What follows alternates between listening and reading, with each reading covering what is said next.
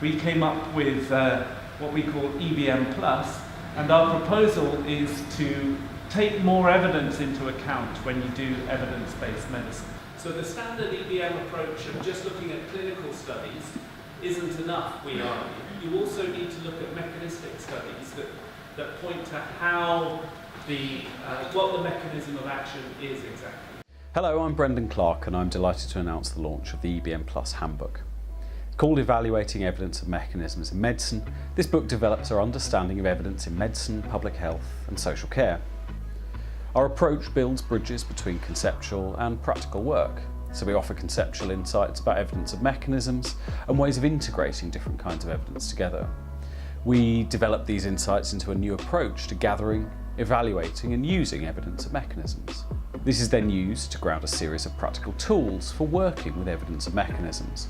These are designed to complement existing methods of evaluating evidence in healthcare, such as GRADE. Why do this? Well, we think that a stronger understanding of causation leads to better decision making. In turn, understanding how evidence of mechanisms works improves our understanding of causes, particularly when evidence of mechanisms is integrated with evidence from trials. This line of thinking runs through this book. To pick out two highlights. First, extrapolation. All evidence-based decisions require some extrapolation to meet the needs of individual patients. Yet trial results don't particularly help a clinician extrapolate to answer questions of whether a particular treatment is right or not for their patient. Adding evidence of mechanisms can help here. Second, assisting decision making in the absence of evidence from trials. We don't have all the trial results we'll ever want, and this book provides support for those who must make decisions now but who don't have trial evidence available. More importantly, it helps them work with this non-trial evidence in a transparent and repeatable way. Trials are good, but trials plus mechanisms are better.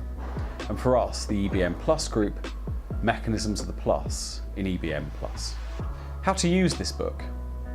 The book is divided into 4 parts and has been designed so that readers can use different parts of the book to suit their particular interest. Part 1 offers a brief introduction to the theoretical ideas that are developed in more depth in later chapters. It functions to orient the reader quickly with respect to key issues. So what evidence of mechanisms is, the benefits of thinking explicitly about it, and a concise outline of the EBM Plus approach to evidence of mechanisms in evidence assessment. Part 2 offers a series of tools that can be used to improve the assessment of evidence of mechanisms in practice. These tools can be used in isolation or in the suggested combinations.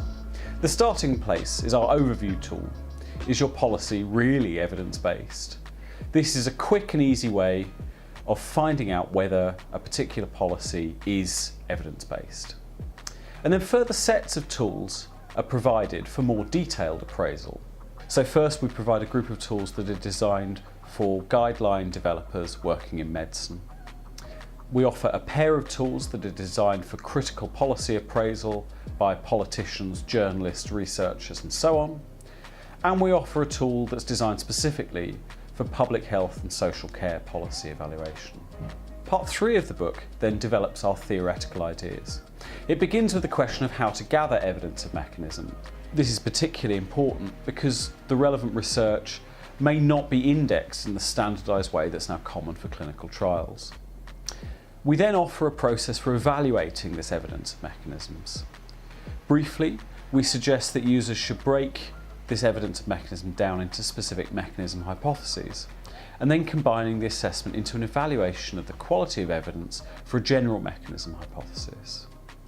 We finish by addressing the question of how to integrate quality of evidence of the mechanism hypothesis with evidence of correlations to come to an overall assessment of the quality of evidence for a causal claim. Part 4 then examines some specific problems in applying evaluation of evidence of mechanisms to particular domains.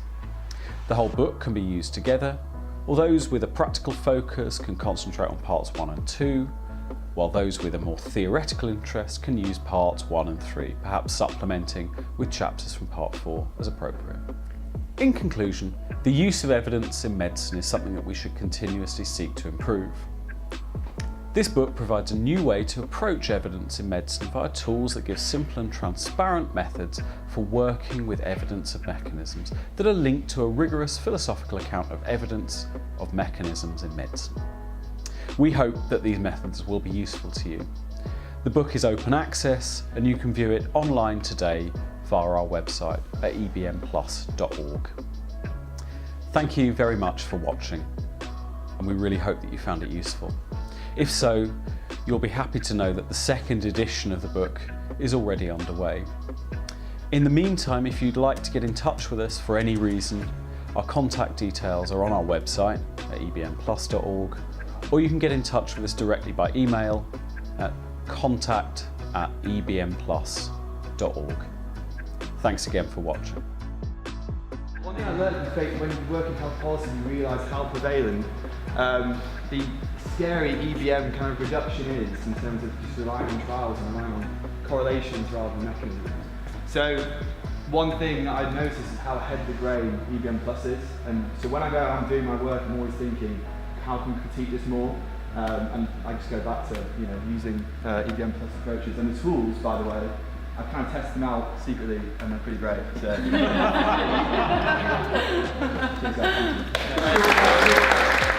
This is my 10th year of coming to integrated HPX. So that feels amazing. Also horrifying. What you can't tell from here is this thing is 16 feet long. A huge roll of wallpaper with just crazy kind of squiggles on it, and amazing points of confusion about how you understand causal, mechanisms. And I got some. Anyway, so I talked about this kind of confusion and tried to pick out some of the difficulties at the Integrated HPS conference 8 years ago. I got some really helpful comments, and one of the really helpful comments, I'm sad to say that I've forgotten who it was, but was, well, maybe we could have some tools. Maybe we could have some things to help us represent mechanisms to kind of structure that knowledge more easily. At least a little bit. That's how we got here. So, cheers. Thank you very much.